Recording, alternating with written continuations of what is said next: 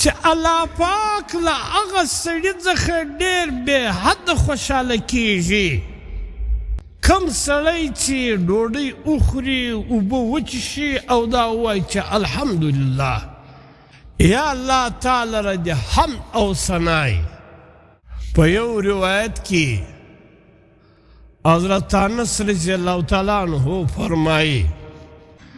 چې الله پاک له هغه سړي څخه ډېر بې حده خوشحاله کیږي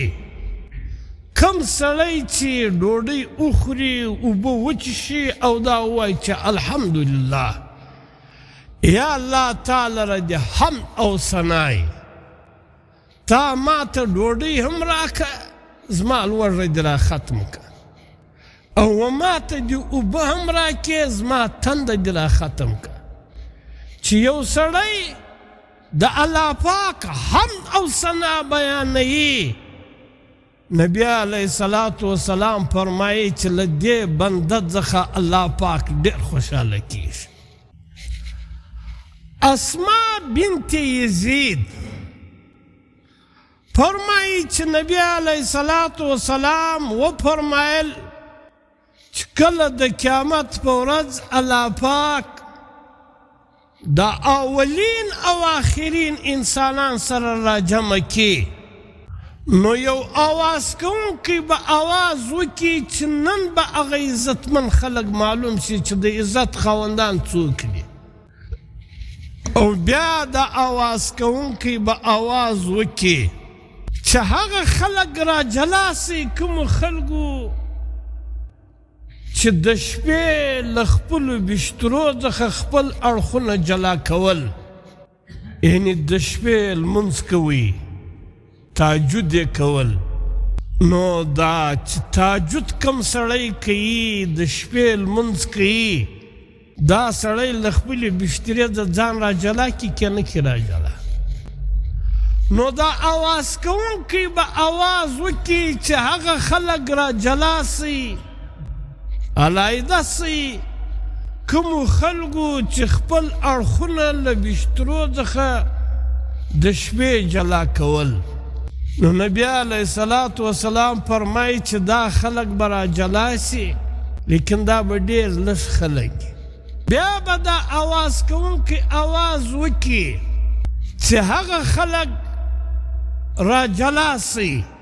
کم خلک چې په خرید او فروغ کې په تجارت کې د الله له ذکره څخه غافل نه ول چې خرید او فروخت یې کوي هم رب یې په یاد چې تجارت یې کوي هم رب یې په یاد دا خلک هم را جلا سي دا خلک به هم را جلا سي نبی علیه الصلاة والسلام فرمایي چې دا خلک به هم ډېر لږ بیا به آواز کوونکی آواز وکړي چې هغه خلک را جلا سي چې هغه په تنګدستۍ او په خوشحالۍ کې د الله پاک حمد او ثنا ویل د الله پاک شکر ادا کوي که به ښه حالت پر راغلی هم دوی د الله پاک ثنا او شکر ادا کوي او که به تنګدستي پر راغله هم به دوی د الله پاک شکر او د الله پاک حمد او ثنا بیا ویله دا خلک را جلا سي دا به هم را جلا سي چې دا کم خلک پاتې سو له دې سره به الله پاک حساب او کتاب شروع کړي او له دغه درو قسمو خلکو سره الله پاک حساب او کتاب بغیر به جنت ته داخل کړي یو هغه خلک چې د شپې د تهجد لمونځ کوي دویم قسم هغه خلک چې الله پاک په خرید او فروغ کې هم په یاد په تجارت کې هم رب په یاد او دریم هغه قسم خلک چې هغه په هر حال کې د الله پاک شکر ادا کوي